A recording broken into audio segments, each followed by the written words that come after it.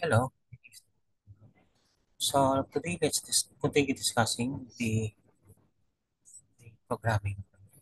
So this time we'll be angling into how the object can be used, how objects are used in object-oriented programming. So the OOP is a programming paradigm based on the concept of objects. We say objects represents the real world entity. It can be anything. Okay? Something that has attributes or that has properties. Okay? Properties. That's behavior, an action or method. So just like any object. So objects are used in object-oriented programming to model real world, like car, banks, students, organize code into usable logical structures, encapsulate data and behavior together, promote code reusability, scalability, and maintenance. So this is an example. So for example, car, no? Define car, self brand and color, no? Self dot brand is brand, no? Color is self dot color.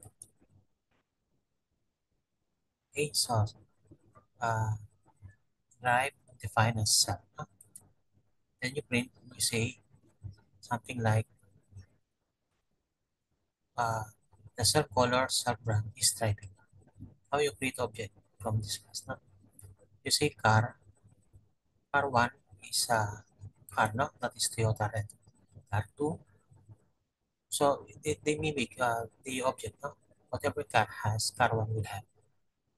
This is the parents, this is the parents, this is the child.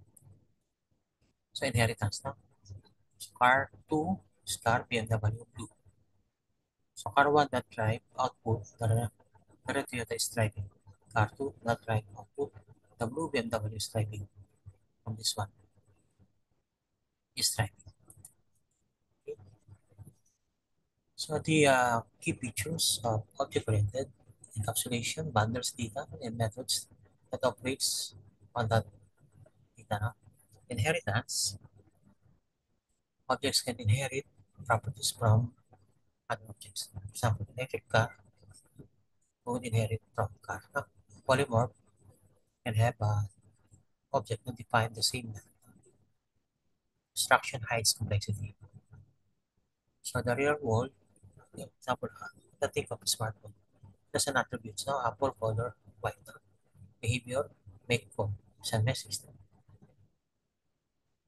So is a smartphone you own, iPhone, Samsung, is a different object from smartphone plus. So this is structure. Why this is structure? Because there was a time that uh, the the hardware is very small, so programmer cannot run big code. So to do that, they devise a programming technique, and we call it data structure, and like array, stacks, queues, and trees. And there are more actually, but the more popular one using modern operating system is usually is stack for calculator, queues for reading data. Na? So, like, just like, so array, this is an example of array. So, I just put linear na? So, numbers. Cells is there. Na? Okay, just it accessed by the memory. Saves information. This is the address, this is the data. They put that one. So, that's the array in memory. So, array implementation includes, for example, this one. This is a C++. So, it will going to output. Huh? For example, me, the numbers. This is an array. Then 23rd assigned to numbers. Integer. Huh? Now, this element C of number 0 is 10. So, number 2 is 20. So, when you run the program, it will be 10, 30, 10. The number 0 is 0, 1, 2. 2 is sa value of this is address, the, uh, this is the address, this is the data. So numbers 1 is 25. Modify, if you modify the element. So this is how you represent it. So for the stacks, this is a stack. Okay, one after the other. This is the operation of the stack. Empty, push, that means you put one. Push, put another. So it's like this one. Okay. So just like washing dishes, you put on top. You put on top, okay, and then you pop on top. You insert on top, you delete on the top. So the implementation is like this one. Push elements. Now so you have stack, right? You have S. It's a stack. S that push 10, S that push 20, S that push 30. So when you say C out, S top, output is 30 because the last is 30. When you say S pop, S top, output is 20 because after 30 is 20.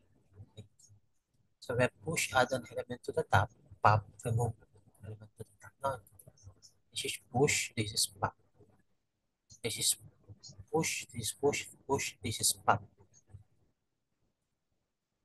Okay, now let's have a queue. What is a queue? Queue is like this one. So remember, first come first serve, no? So this is how the implementation of the queue. So we have here to put is at the back. To remove is from the other end, front. We have a front and back. Here is a queue, here is the queue. Implementation. Let's have this one. Queue, push, queue, push, queue, push. Then the queue, 10, 20, 30. So first is 10, second is 30, 20, third is 30.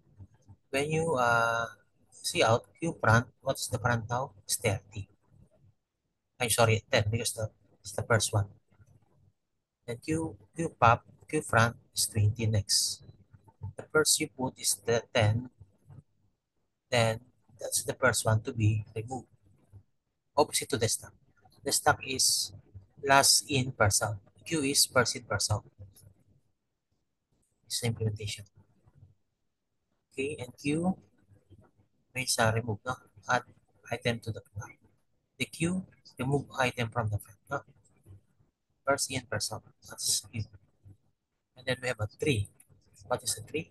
Like this one. So the parent and sibling of children. These are siblings.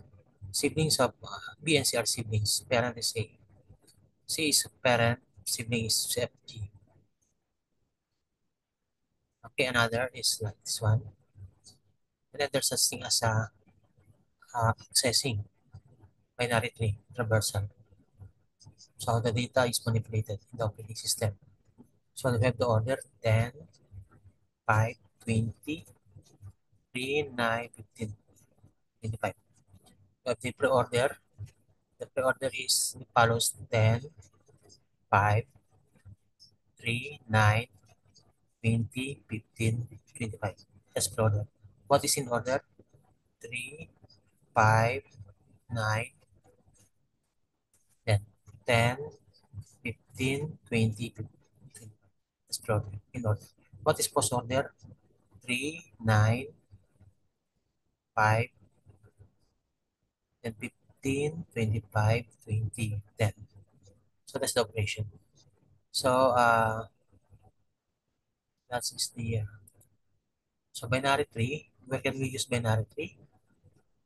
Binary tree used in the database, file system, games, and artificial intelligence. Each node links to its left and right child, just like this one. In order traversal visits left child, current node, right child, no? In order.